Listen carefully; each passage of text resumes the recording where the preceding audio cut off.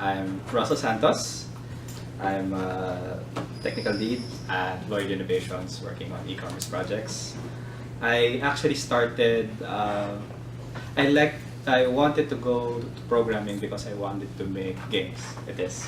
So when I was in high school, I was playing this games like StarCraft and Counter-Strike, and wanted, it looked fun to play and it looked even more fun to create.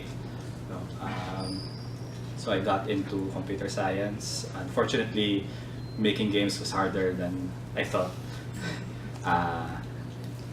Mostly because there's other stuff like the graphic design and the game design itself. That's actually pretty hard to do. So although I'm stuck with computer science, I actually enjoyed making applications, making software,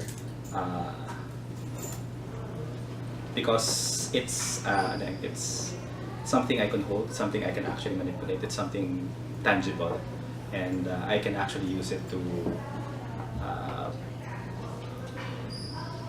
help people make their lives easier. So, that's it.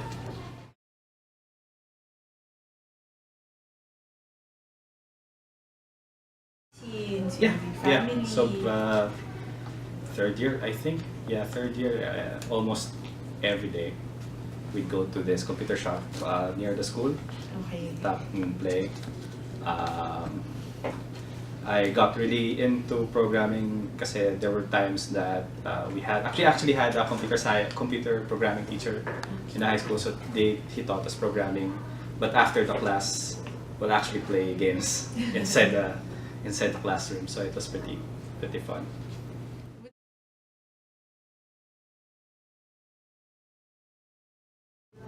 Actually, officially I have two courses, CS and math. So, and actually in the middle of my computer science studies, I got into this math problem solving class, which was pretty fun. So I decided to actually take on math as well. Tapos, it actually complements computer science because computer science is really math heavy. So it actually helped me out in my career later on. In your opinion, what's the difference of management information systems and computer science in Ateneo? What's the difference? There's definitely a lot more focus for MIS. There's a lot more focus on the management of the project. You know, how to make how there's a lot more analysis of the requirements. They're more focused on that. They're more focused on the software process itself. You know, computer science in Ateneo specifically, it wasn't really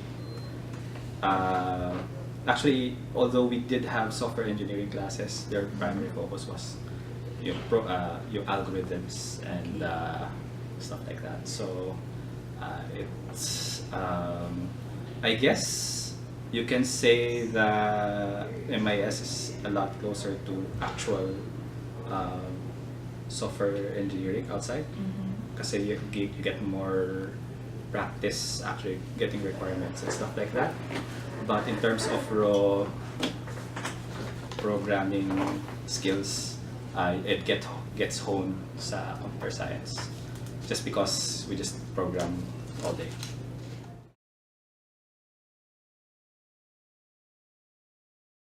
Honestly, it's really just fun to do. I like tinkering. I like making things.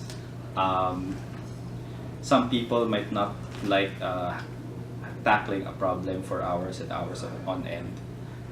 Just one problem on hours and hours on end, and finally getting the answer. But for me, that answer, when I get that answer, that's like euphoria. That's ecstasy. So you find joy in getting the answers. yes, I find joy in finding out that I am smart enough to figure out the answer. And I've always liked puzzles, and essentially this is parang creating your own freaking puzzle.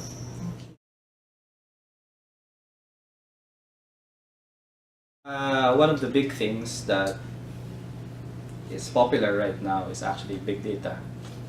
So what we're hoping to do with Takatack is to get a lot of information. So we're getting a lot of products, we're trying to get a lot of traffic, and at a certain point, given enough data, we'll want to start looking into relationships between what people buy, trying to predict what they would like.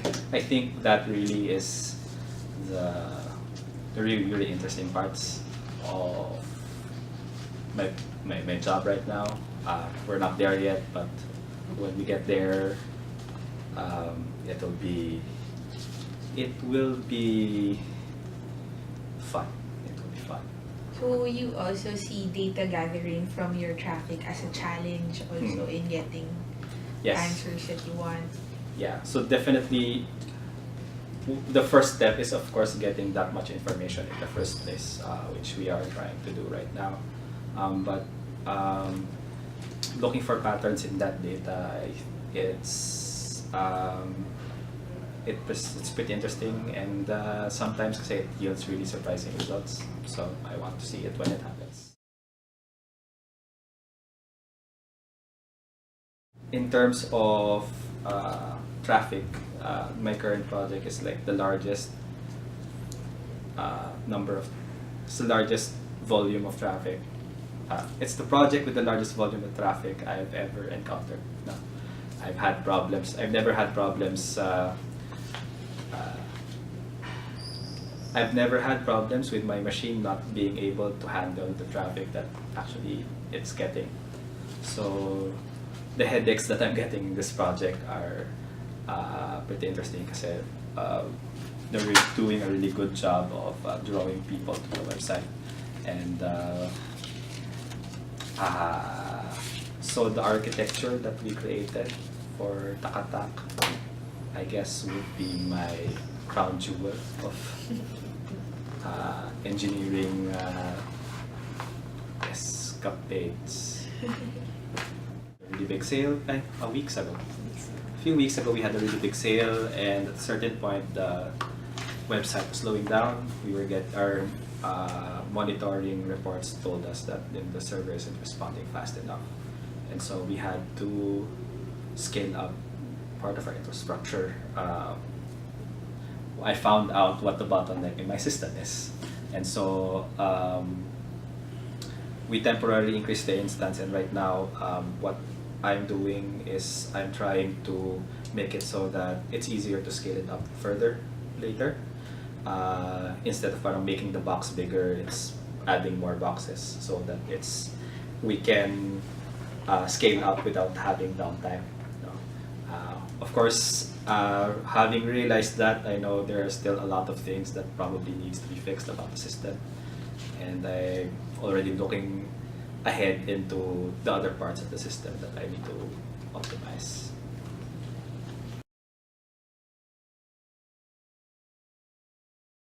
The highs. Well, we're actually pretty lucky kasi the Philippines is actually one of the better known sources for IT sources. No? We are popular. We do outsource. The people outsource to us a lot, no? And the only other competition we have internationally would be probably India. So at least when we're talking about third world countries. So us being an English-speaking country, of course, countries that speak English actually prefer us. No? So most of them are pretty surprised that we can actually speak English that well. And so it actually gives us an edge whenever we sell to them.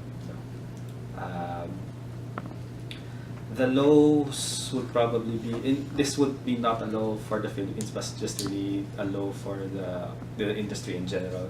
This is one of those jobs wherein you get woken up in the middle of the night because the server is failing and you need to fix things and you have to wake up. No, it's part of the job, and that's like 10% of the job. The other 90% of the job is to make sure that the 10% doesn't happen.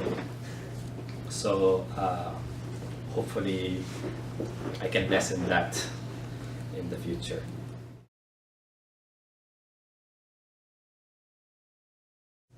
Exposure early to these kinds of things. No, I was pretty lucky in my father actually bought a computer when I was young and started. I got pretty comfortable. So first and foremost, access to equipment would be really, really important. Aside from that, I guess it would be give to actually put forth this idea that computer science isn't really that hard. No, a lot of people think that it's a really difficult subject, and although it does take quite a bit of thinking, it's actually with a little bit of work, parang anyone can do it. No, I don't know how I would create a program like that. I'm not really a people person, but aside from exposure, probably just well, actually, one of the things that I did during college was an mobile educational game. I think a game is actually a pretty good way to introduce a child to software development itself.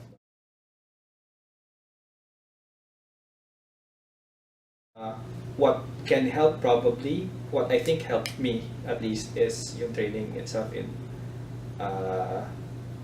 scientific training, I guess, in a sense, having a problem and working to actually solve the problem over and over, even though you parang fail multiple times, I think that would help a lot more. That certain mindset of trying and trying and trying again, because that's the experience that you would actually get when you try to create your own startup. You try, you fail, you try again, you fail again, but you try to get better at it. So that kind of single-minded mindset, ang pangit, single-mindedness to actually to pursue what you want would be really helpful.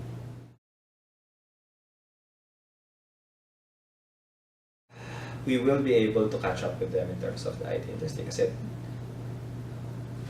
if we just give people the opportunity to have access to technology, I think we have the smarts, the intelligence, the workaholicness that will actually help us catch up and even surpass programmers in first world countries. It's just opportunity that we're missing, and it's opportunity that I guess the government needs to find for us.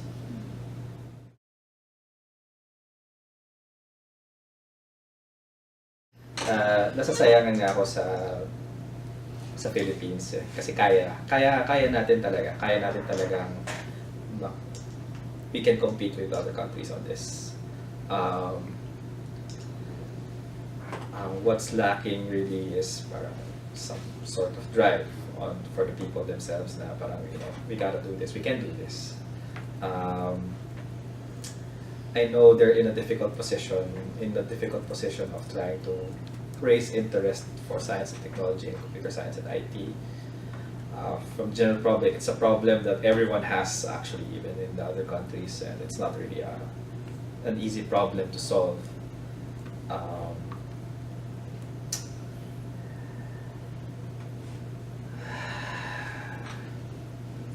What I can say, I guess, is to just not give up. Just not give up. It's not an easy job. Just don't give up.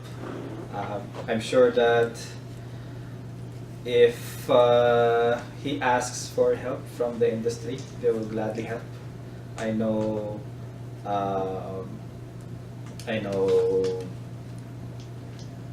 at least Smart is actually active in participating in those kinds of things. They want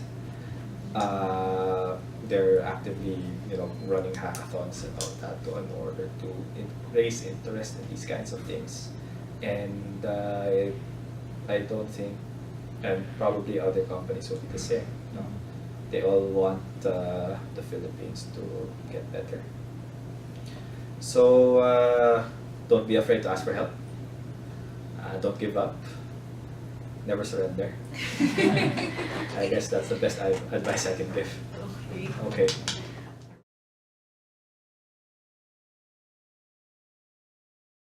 Company. Yeah. If you have an idea, call me. No. Yeah, making a startup it requires a lot of different skills. And most likely, you would need a lot of help. So, what's important really is not the idea. Honestly, it's not the idea; it's the execution. If even though you have the brightest idea in the world, if you can't do it right, then it will never happen. So if you're someone who is an executor, someone who can do things, look for someone with bright ideas. If you're someone with a bright idea, look for someone who can execute well. You're not going to be able to do this by yourself. Even if you have the best people, if you can find the smartest guy, if you can find the most creative idea generator, you will most likely fail the first 10 times. Don't worry, it's normal. Just keep going. I guess that's it.